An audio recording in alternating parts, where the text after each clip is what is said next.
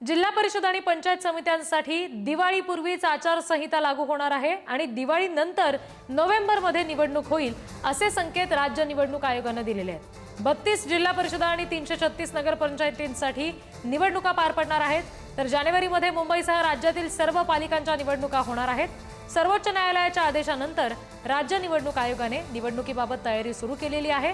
प्राथमिक तयारीचा विभागनिहाय आढावा घेतलाय। जिल्हा परिषद आणि पंचायत समित्यांसाठी सप्टेंबर अखेर आरक्षण सोडत काढली जाणार आहे। दरम्यान नगरपालिका नगरपंचायतींची अंतिम प्रभाग रचना 26 ते 30 सप्टेंबर या कालावधीमध्ये जाहीर होणार आहे।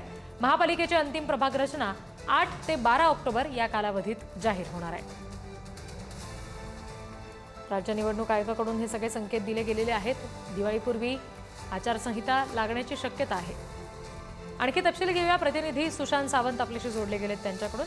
सुशांत, राज्य निवडणूक आयोगाने आणखी काही या संदर्भात स्पष्ट सूचना दिलेल्या आहेत का?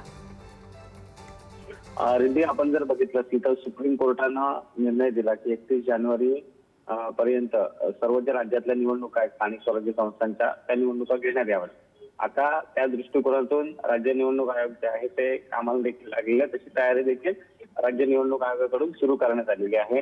प्रभाग रचना असेल, वॉर्ड असतील, यासारखे महत्वपूर्ण जी प्रक्रिया असते ती पूर्ण करायला सुरुवात झालेली आहे। जी आपल्याला सूत्रांकडून माहिती मिळते त्यानुसार नोव्हेंबर नंतर म्हणजे दिवाळी नंतर राज्यात निवडणुकांचा बार जो आहे तो उडू शकतो।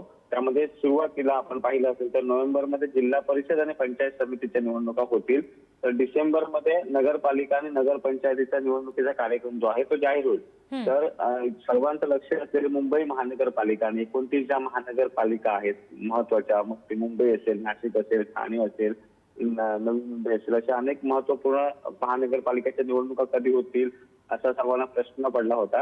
मात्र आता या निवडणुका ज्या आहेत त्या जानेवारीच्या पहिल्या किंवा दुसऱ्या आठवड्यात पार पडतील आणि त्या दृष्टिकोनातून प्रक्रिया देखील आता सुरू झालेली आहे। आपण रिद्धी बघितलं असेल तर गेली अनेक वर्ष या महानगरपालिका स्थानिक स्वराज्य संस्थांच्या निवडणुका रखडलेल्या आहेत।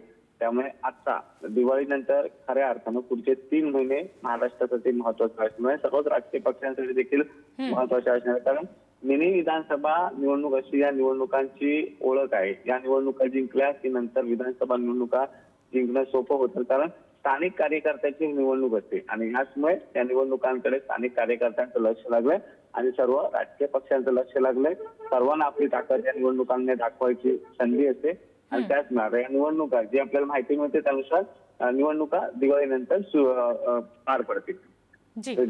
धन्यवाद सगळ्या तपशिलांसाठी सुशांत।